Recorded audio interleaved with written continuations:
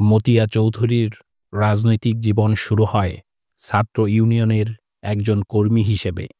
তিনি তখন ইডেন কলেজের ছাত্রী। 1961-62 মেয়াদে ইডেনের ভিপি নির্বাচিত হন। ভিপি থাকা অবস্থায় ৬২ শিক্ষা আন্দোলনে জোরালো ভূমিকা পালন করেন। পরবর্তী সময়ে দেশ জুড়ে অগ্নিকন্যা হিসেবে খ্যাতিমান হয়ে ওঠা মতিয়া চৌধুরী 1966 সালে শেখ মুজিবের ৬ দফা আদায়ের পক্ষে গুরুত্বপূর্ণ ভূমিকা রাখেন। 1967 সালে তিনি ন্যাশনাল আওয়ামী পার্টিতে যোগ দেন। 1975 সালে শেখ মুজিব নেতৃত্বাধীন বাকশালের সদস্য মনোনীত হন। বঙ্গবন্ধু হত্যাকাণ্ডের পর 1979 সালে আওয়ামী লীগের রাজনীতিতে যুক্ত হন তিনি।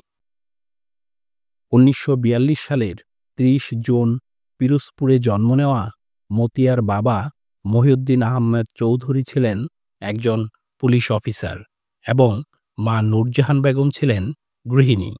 পিতাসহ পারিবারিক পরিস্থিতি প্রতিকূলে থাকা সত্ত্বেও ছাত্র অবস্থাতেই মতিয়া চৌধুরী হয়ে ওঠেন পাকিস্তানি সরকারের গদিতে কাঁপুনি ধরিয়ে দেওয়ার মতো অন্যতম কণ্ঠস্বর।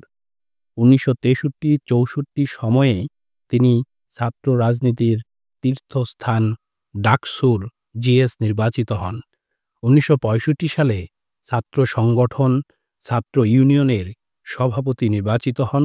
এ সময় মতাদর্শের ভিন্নতার কারণে ছাত্র ইউনিয়ন 2 ভাগে বিভক্ত হয়ে পড়ে, যার একটির পুরুভাগে ছিলেন মতিয়া চৌধুরী, অন্যটির পুরুভাগে রাশেদ খান মেনন।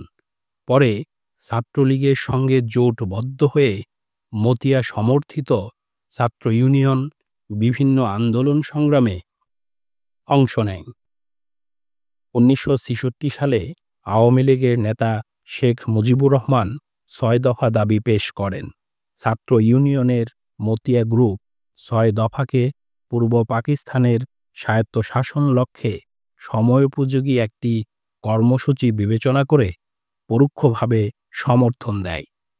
1975 সালে 25 জানুয়ারি বঙ্গবন্ধু শেখ মুজিবের নেতৃত্বে বাকশাল গঠিত হলে মতিয়া চৌধুরী তার কেন্দ্রীয় কমিটির সদস্য মনোনীত হন।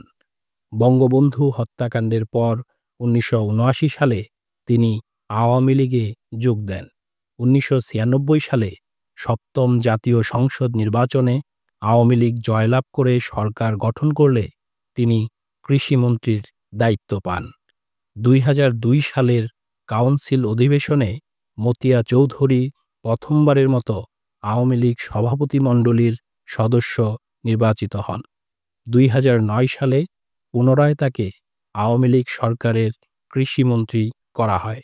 পাশাপাশি 2009, 2012 ও 2016 সালের কাউন্সিল অধিবেশনে তিনি দলটির সভাপতিমণ্ডলীর সদস্যও নির্বাচিত হন। এই বর্ণাঢ্য রাজনৈতিক জীবনের অধিকারী অগ্নিকন্যা মতিয়া চৌধুরী 2024 সালের 16 অক্টোবর পরলোক গমন করেন।